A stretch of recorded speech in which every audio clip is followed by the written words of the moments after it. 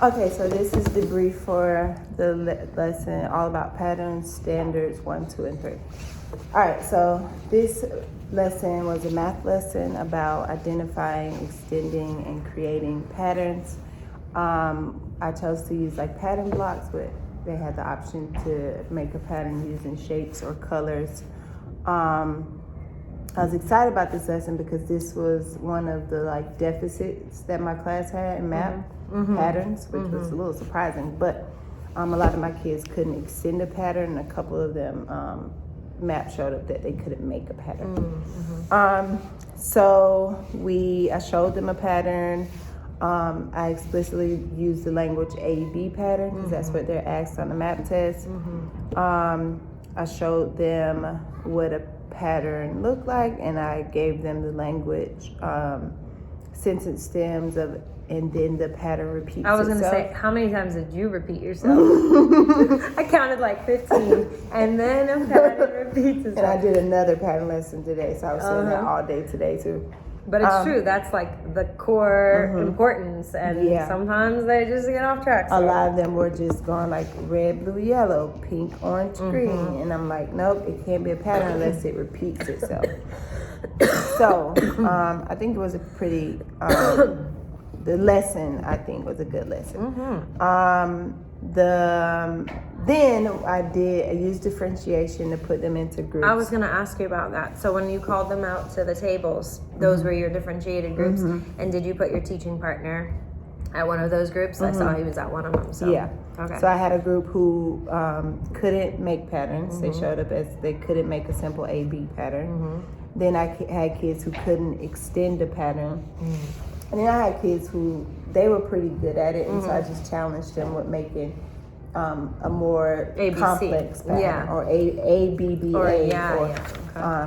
So that was the differentiation part. And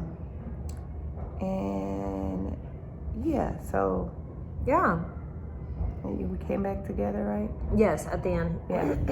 So how did you select the people that you asked to share at the end?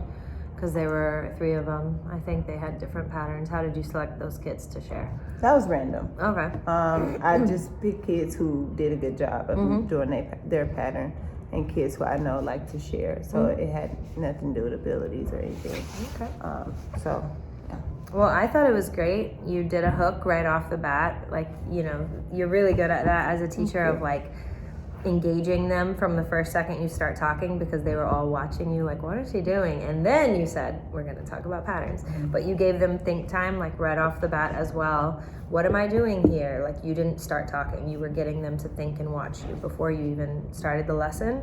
I noticed that you made a couple mistakes, but you rolled through those too, and like that's really good for them to see teaching moments like that, and you're like, oh, let me fix it, because they're going to encounter that. Right. So you also purposefully made a mistake. After I think you organically made one with your pattern, then you were like, let's see if they're going to catch this, and you did that, and that was really great too, because you saw that they were paying attention and corrected you. And then the differentiated groups, that was always awesome. You looked at your map data, so you're not putting them into groups only based on observations. You actually have this anecdotal, you have this actual data from a standardized test that you're making your groups with. And then I saw that you also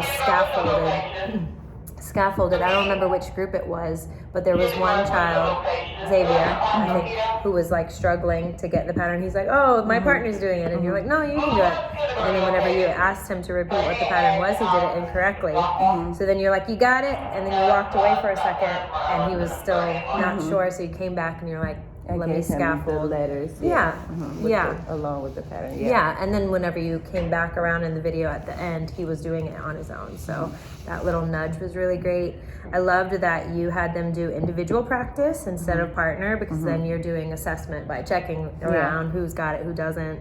And then repeating the goal over and over is really great. And you didn't only do extension and making the patterns, but you're actually teaching them what a core pattern is. So the next time they see that in the map and it says which part repeats itself, that's amazing. And that's not in our curriculum. No. So you're supplementing by doing that, and that's great. Thank you. All right, that's all. Oh yeah. All right. Awesome job. Thank you.